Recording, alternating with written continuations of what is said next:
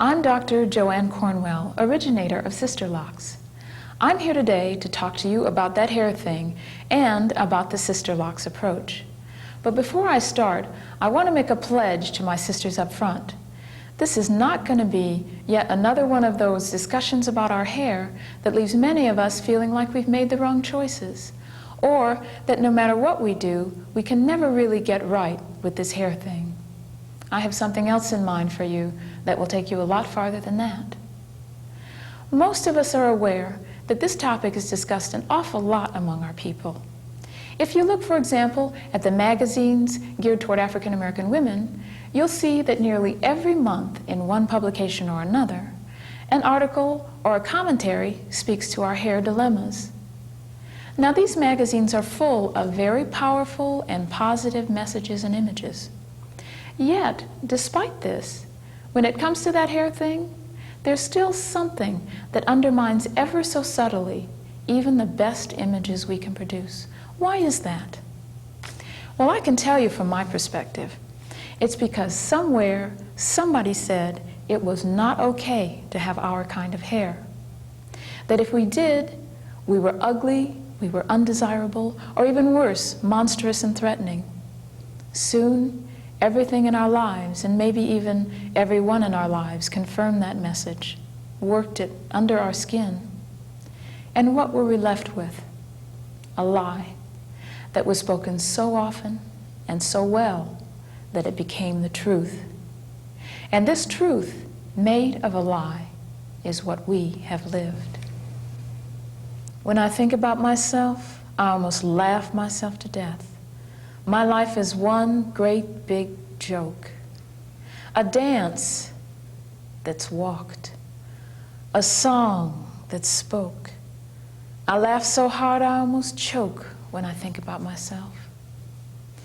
You know, when Maya Angelou wrote those words, she might have had somewhere in mind our own negative attitudes about our natural hair.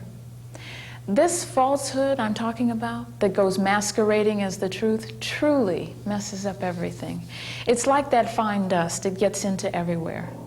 It dulls the surfaces of all of our accomplishments. It affects our politics. It affects our relationships, doesn't it? It affects our choices about where we go and how we are seen because of who's looking at us. It impacts on our self-image and the kinds of things we allow ourselves to strive for in life. Many women may not be consciously aware of this, or they may not be able to admit how deeply the character and quality of our hair impacts our lives. Bottom line, if it's good hair, it's an asset. But if it's nappy, it's an embarrassment. Or, at the very least, it's an obstacle to be overcome. Now, I don't know about you, but that ticks me off. And this brings me to what I call the first principle of the Sisterlocks approach. That is, our hair dilemmas are not exactly about hair. They're about our self-image within the context of our cultural identity, which is still, to some extent, a source of confusion and anger for us. I know I'm sounding like a professor. Well, that's because that's what I am. I'm not a beautician. I'm not a cosmetologist. I don't have any business or marketing degrees. I have come to what I'm sharing with you about our hair by way of my experiences working with African and African American cultural issues. And I can tell you, especially those of you who are considering going to Sisterlocks, this is not about a hairdo. This is about a way of life. African-descended cultures are the only ones I know about where women's hair care practices exclude almost totally those developed for natural hair. Of course, it's no mystery why this is the case. There's a direct correlation between this fact and the fact of slavery. When we were imported to this country, we were torn from cultures where hair care was part of an integrated cultural whole. The ways we had once used to celebrate our natural beauty got set aside in favor of those ways developed by the majority culture, whose hair was very different from African hair. Our natural look became a source of embarrassment and frankly created huge obstacles for women, first in the domestic and then later in the professional realm. our grandmothers' mothers. They would wait to see what grade of hair their female babies had, and in extreme cases, they would literally grieve if their baby's hair was too kinky, because they knew what this meant for the black woman. And I have to say that within the context of the times, that grieving was justified. Our society was not kind to our foremothers. Their natural physical characteristics were taken as concrete proof that their proper role in society was as servants to others, or even worse. The fact is that any radical-minded woman of the times would have looked for ways to escape from this stigma. And this is why, when Madam C.J. Walker and others came along with their hair straightening techniques, black women felt truly liberated. Hair straightening and hair processing became the way out. Black women could now, at least temporarily, escape the stigma of what they really look like. The proverbial sigh of relief went out. Finally, I can do something with it. And this brings me to the second principle of my Sisterlocks approach. Now, it's a given that women need to have choices in how we wear our hair, but until our natural hair care practices are prominent among those choices, hair straightening and hair processing will continue to carry the unfortunate stigma of the cover-up. Mind you, this is because of our history, not because of the practices themselves. I think you'll agree with me that after everything that we've been put through, the last thing we need is to stigmatize each other. That is why, with Sisterlocks, I want to avoid as much as possible the supposed opposition between processed hair and natural hair. Though I've been using the expression natural hair care practices in my comments to you, the fact is that hair care practices are never really natural. They're always cultural.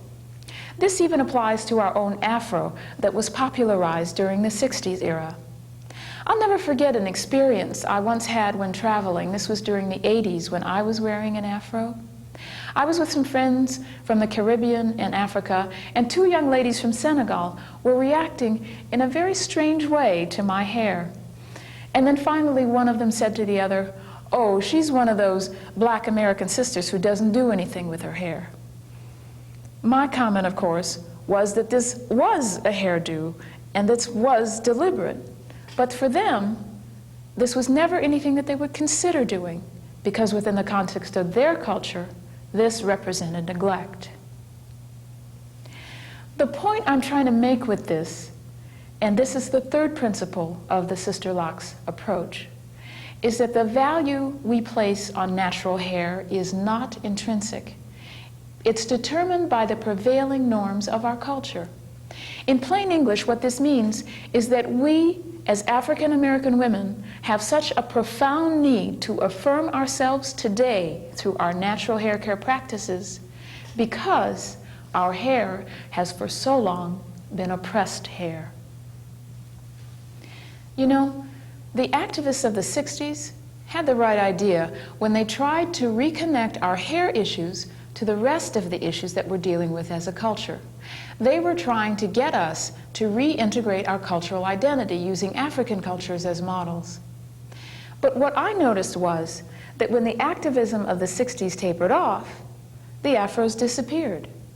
And by the 90s, when we look around us, what we see is that the vast majority of the looks we value in our culture again require alteration of the natural texture of our hair, either with chemicals or with extensions.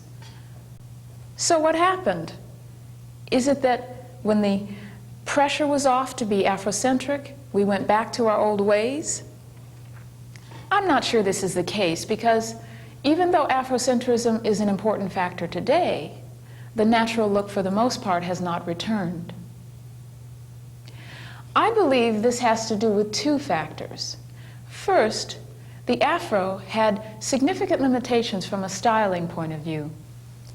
Second, until now, the only long natural look for African American women was to be found in dreadlocks, and in my experience, dreadlocks are terribly misunderstood.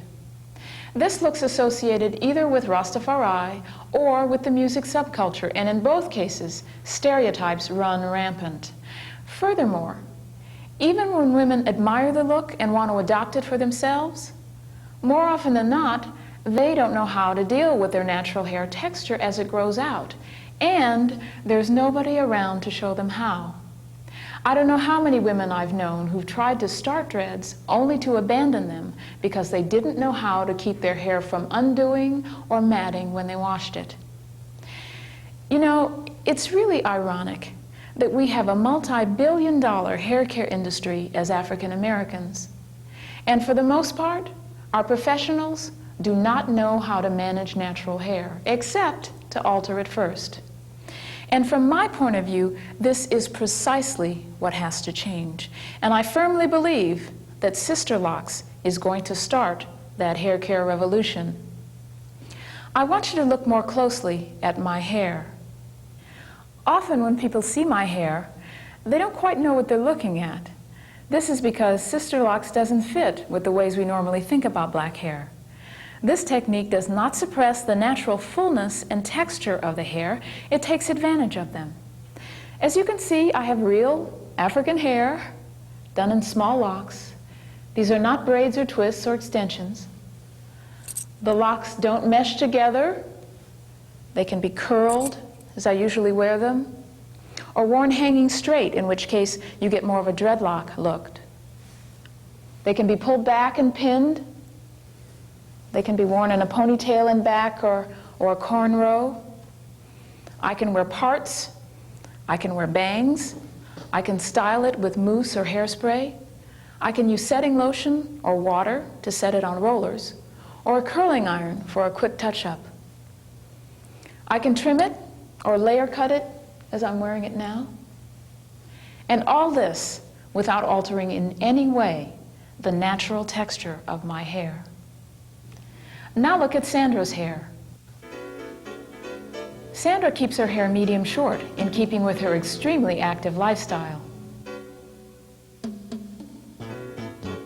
We varied the locking technique slightly to adjust to the length and texture of Sandra's hair. In fact, there are two different techniques here because the texture of Sandra's hair changes from the crown to the sides and back.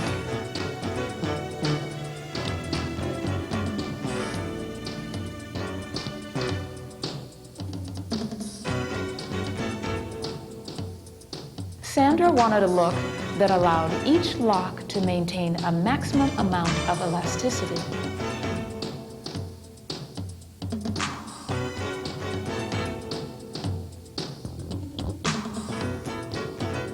She also wanted a range of looks, from wild and windblown to sleek and elegant.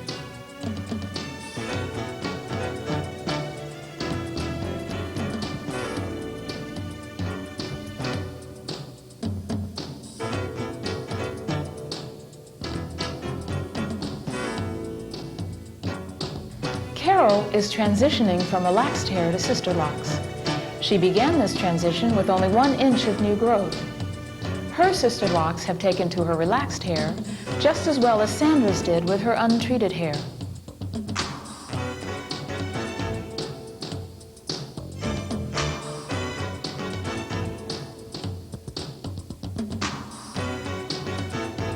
In several months to a year, Carol will begin trimming her relaxed hair to achieve a more integrated look with her Sisterlocks.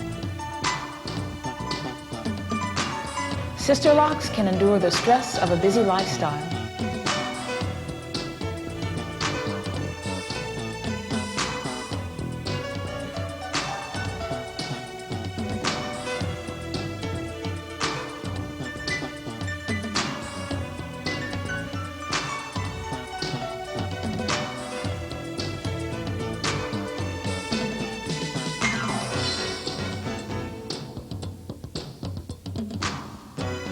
They can go professional,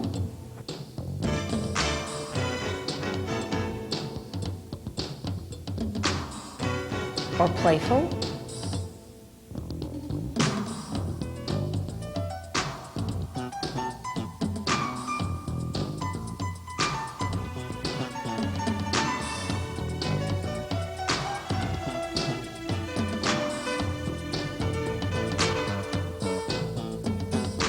or elegant.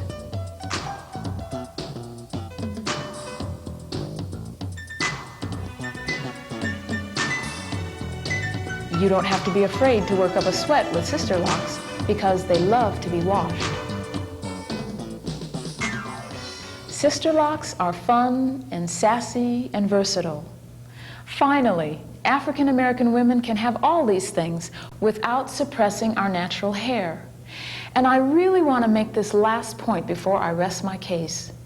Sisterlocks is not about a hairdo. It brings a whole new dimension to being an African American woman that is healing and empowering. I've had women say to me after getting Sisterlocks that it's like therapy for a condition they didn't even know they had. I truly believe that Sisterlocks is the start of something revolutionary, and I want to call you all to arms. I want us as African American women not just to endure, we have been enduring long enough. I want us to feel like we can take on anything because we are right with ourselves and nothing can stand up to that. I want our natural beauty to be a source of empowerment in our lives and in our struggles. I want us to find our place in this revolution that will create no casualties except that lie we have bought into for so long. No destruction will be wrought here, only learning and growing more and more into a deeper love for ourselves. So sisters, if you are ready, then let's lock and load.